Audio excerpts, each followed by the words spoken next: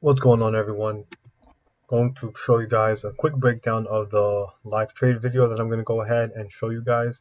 It just pretty much I just want to pretty much go over the chart itself, what I was looking for, what was the setup and things of that nature.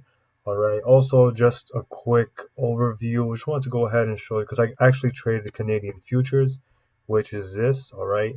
However, this is pretty much the inverse of the dollar CAD. As you can see, CAD right now is going up and Canadian futures is going down. So there's multiple reasons why I prefer trading futures as opposed to forex, but I'll leave that for another video. In this video, I'm going to go ahead just give you guys a breakdown. So I traded here Canadian futures. You're actually going to go ahead and see this in the live trade video. All right. So this was the basis of the trade. Pretty much Canadian futures has been bullish so far. All right.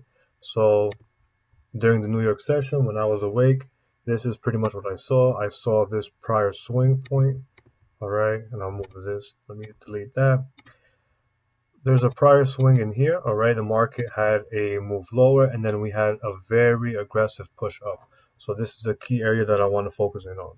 Also, if you look here, we have we have an area where price consolidated before the a big leg up. So we have one leg consolidation, price pushes up. So these areas is going to be sensitive when price ever trades back into them. So that's possibly an area of potential buying that I can play a quick bounce. All right. So, and as you guys know, prior resistance turns into support, but this was a very clear identifiable level that had a lot of confluence. So I was confident we would at least get a push. My thesis on the trade, I wanted to see a pullback into here. So pullback back into this area that was labeled. And I was kind of hoping we got a little bit bigger push. I wanted to see price make new highs, then kind of sell and over the highs. But as you can see, price actually kind of went up here, failed to go higher, came back down, and now you see kind of gave up the ghost down here.